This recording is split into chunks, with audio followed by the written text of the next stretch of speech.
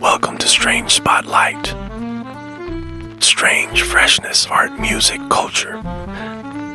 This week we interview Precious Juggalo's host, Shovel. So welcome to the show, Shovel. Oh, hello, Strange and Weird Bob. Welcome to the Juggalo Dungeon. I, of course, am Shovel of Precious Juggalos. This is my studio space where I paint and create and sculpt, but I also live stream down here. So I know that every piece in some way is your favorite. What are your most favorite pieces, honestly, in your collection? I've had some pretty major ones recently. I don't know if you saw the piece that I painted for Ouija Mac that a buddy of mine gave to him at the gathering. Holy shit, Hours, get your tats right. Your Detroit knees got the real fucking shit. bro, I'm probably going to hell for this, but I'm putting this in my studio. That was a big one. The off-ramp one was kind of a big one for me. I feel like I just finished a period of extreme busyness of big projects. So I'm kind of trying to relax a little bit, trying to reset my center, trying to restock my store.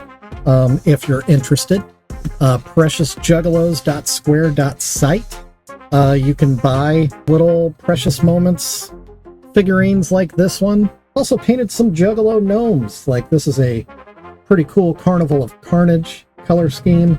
I'm trying to build up my stock, especially because I fully intend on being at the gathering next year.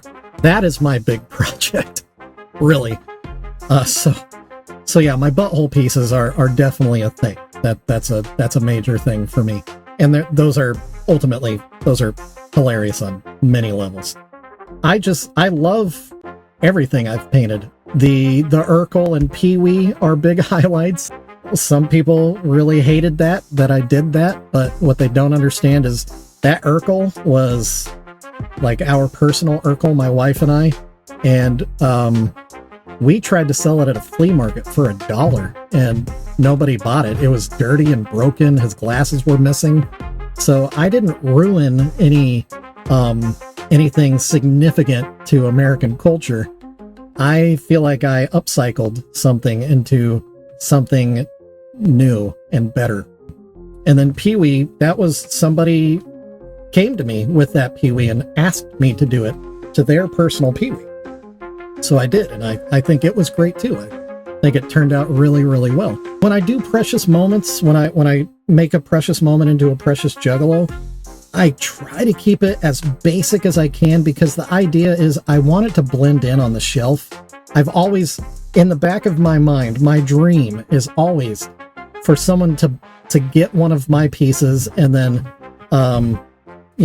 plant it into their grandma's collection and then just wait. And, maybe she'll notice, maybe she won't, maybe it'll be really funny, maybe it'll never come to fruition. But yeah, otherwise, I like subtlety. I like, to me, if I don't want the joke to be heavy-handed, so I usually just paint the faces. And painting a face, my goal is to get that done in an hour. So one live stream. Sometimes the chat gets a little more busy and I don't want to say distracting because that sounds negative, but just more interesting. So I become more invested in the chat than I do in the paint. I've watched your channel a few times, and I did notice that there is a Bob Ross type feel. Did you ever watch Bob Ross growing up?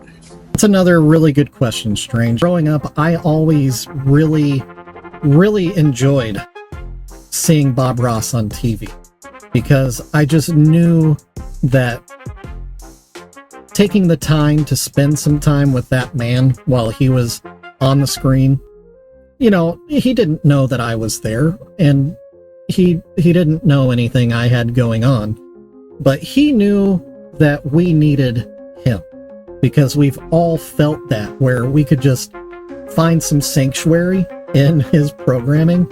As silly as that sounds, like, he was just a very calming spirit. And that's what I try try to bring to the table. We are wondering, what was your first exposure to ICP's music? Initially started, I didn't consider myself a juggalo. I guess to kind of rewind things, back in the mid-late 90s, a friend of mine, shout out to Brett Delinsky, he picked up a Riddlebox album. Insane Clown Posse was kind of known to some of the skater guys in our class. Hanging out with the skate crowd, we had been kind of indirectly introduced, and so when my buddy Brett bought a copy of Riddlebox, we listened to CDs in our cars, and we all pretty much had, stereo systems in our cars that were worth more than our cars because we drove terrible cars.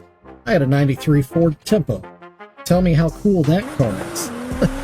Anytime I would ride in my buddy Brett's car, he'd be banging this album for a pretty good solid year. We loved it. The music hit really hard.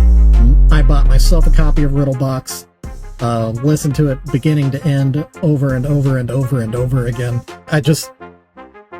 I'm sure if I would have thought about it hard enough, I would have, no duh, there's going to be juggalos doing these things as juggalos. Culture is all of ours. It's a shared human experience. It's just coming in from the juggalo perspective. So for you to extend this opportunity to your following, your subscribers, to the Strange Suspicion world, that's super cool to me, and I'm really grateful for that. So I hope that your evolution continues progressing just as alongside of mine. And if I can ever be of any help to you and your people, just let me know. Precious Juggalos is here for everybody. I guess this is where I generally sign off with every stream. Pretty much the same thing.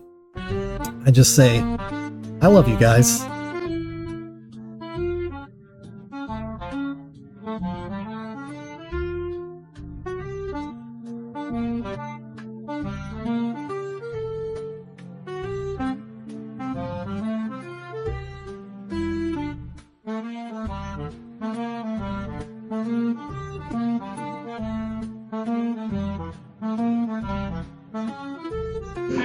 Ha ha ha!